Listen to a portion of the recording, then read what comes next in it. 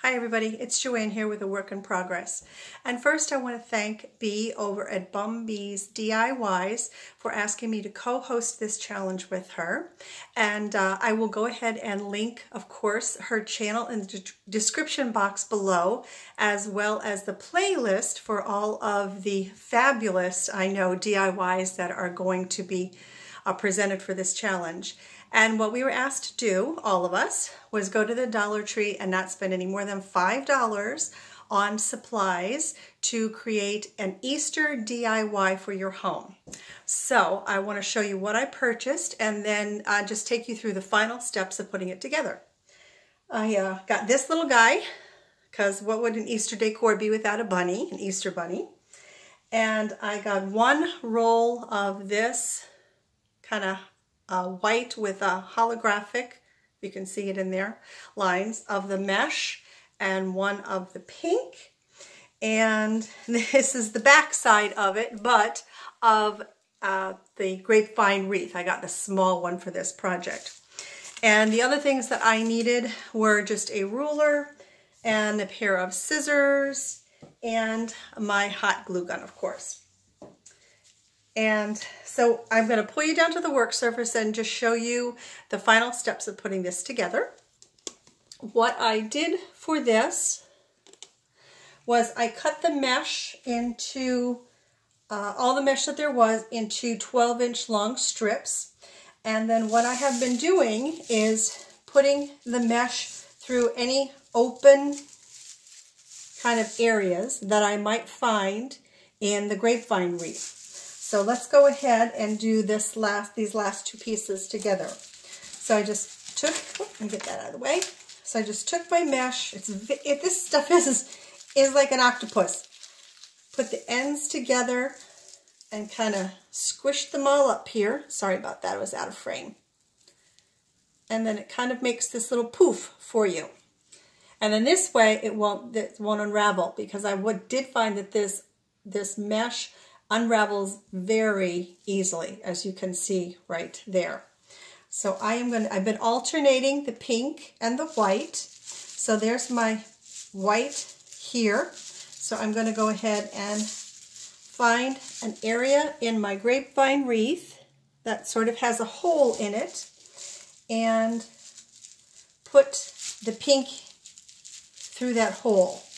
What I have been using is the end of my scissors to kind of help push it through. Let's see if I can get this through here. I did most of the work off camera because it took me a little bit longer than I had expected. There we go. So you can see I pushed it through, and now I'm just gonna pull those kind of ragged ends. Make sure I've got a little poof on the outside here. And then I'm taking my glue gun and I'm going to put some glue where it hits the wreath on one side and then on the other side.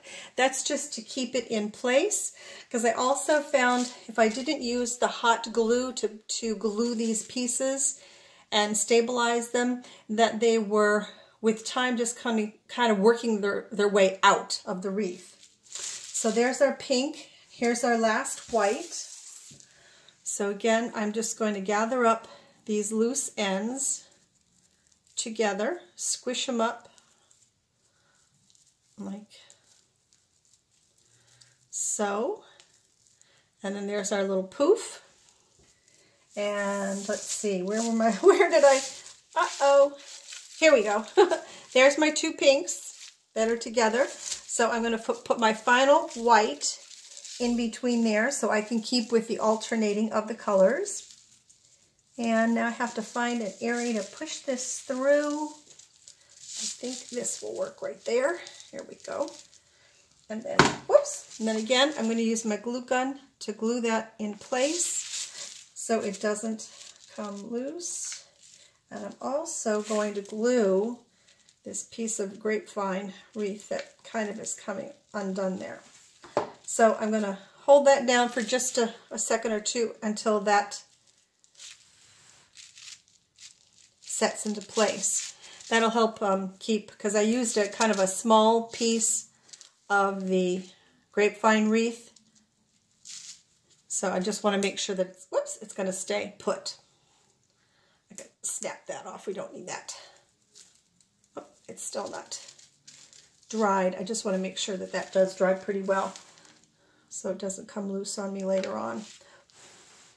So what we're going to do with the bunny is we're going to place the bunny inside of the wreath so that it looks like he's just hopping right into it.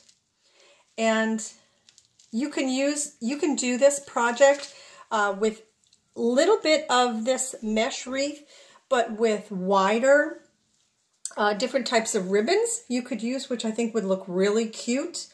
You can use more springy colors if you would like. I mean, really, this is just what I used, and I went with the colors that were in the bunny, so I kept it the white and the pink. But you can use, you know, any ribbons that you might have on hand, or just anything that you see at the Dollar Tree or anywhere that strikes you that you like. So now I want to find a place where I think the bunny's going to look good hopping through. And before I do that, I want to kind of make a distinction between the bunny's head and his body. So I took a piece of the pink that I had kind of practiced on, and I just twirled it around a little bit. I'm going to put it around his neck, and then I am going to hot glue that in place. Just because the bunny is so white that I think it needs a little bit of separation between his body and his neck. And I'm going to use a skewer to hold that down so that I do not burn my fingers on this glue gun. Okay. There we go. Now it's just a matter of looking and seeing where I think the bunny is going to look best inside of here. Whoops, this is coming loose, I think. Yeah, I think, ouch, I think it is. Let's see, it is. There we go. Yeah, I want you to be able to tell where his neck is so that his head and his body are separated. Why is it when you want this glue to dry quickly, it won't? And when you don't want it to dry quickly, it does. There we go. Okay. So now it's a matter of just finding where you think your bunny looks best. Let's see. I think that might be good because there's a lot of pink going on up here. You can see it, and a lot of pink going on up there. So it kind of separates his head a little bit. And then there's his little feet that are just flying. And I'm just going to separate this a little bit so he is just kind of stuck right inside of there. He's just going for broke. Here we go. Pull his ears out a little bit. Now I'm debating on whether or not I should hot glue him in there. And I'm thinking I'm going to put a couple of dabs of glue here and there just to make sure that he doesn't come out.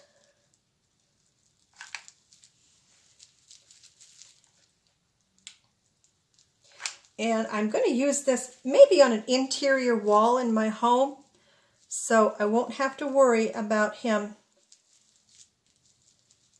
coming undone in the wind or anything like that.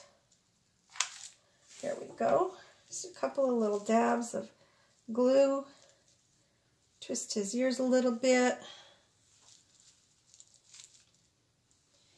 And I hope that dries so when I pick him up I don't...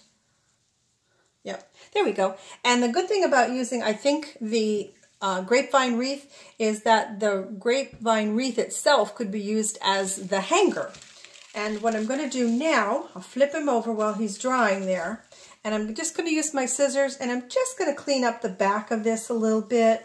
You're really not going to see it, but it'll just look a little neater, a little better. And these little things get all over the place.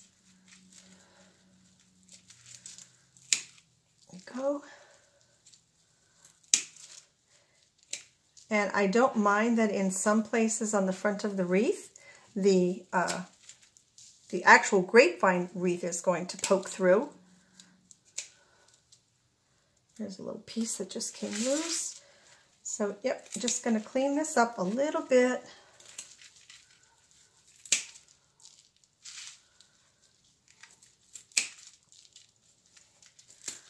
Kind of giving them a haircut. Yeah, I'm glad I'm cleaning this up. It looks a lot better. Even though you can't see the back, it just looks a lot neater in the back now. And also just what I learned about using this mesh is that be careful about what clothing you wear when you're working with it, because it does have a tendency to want to grab on to material. So you might not want to wear something that's really good so that it gets caught. There we go. I think that's pretty good. And our bunny is dry. Just clean off the front of him, dust him off a little bit, and pull you up. There he is. Oh, let me pull you up. Sorry about that. Let me pull you up all the way, and we will show you the finished little DIY bunny wreath, just hopping right through there. Here we are. There we are. It's cute. I kind of like the way that it turned out. Whoop. Here we go. Just have to clean up those little straggler pieces, that's all. So there he is. So this cost me just $4 to make. And I do like the way that it turned out. I can just adjust some of these little poofs on here as I want to. There he is. So, you can make this very easily, very inexpensively with materials from the Dollar Tree and maybe a couple of little supplies like the glue gun that you have on hand. So that's it. The comment section down below, let me know what you think of my little project. And again, I will link Bea's channel in the description box as well as the playlist for the challenge. And again, Bea, thank you so much for the invitation to co-host this challenge with you. I had a lot of fun doing it, and I can't wait to see what everybody comes up with. So until my next video, everyone, please take very, very good care of yourselves, okay? Bye-bye for now.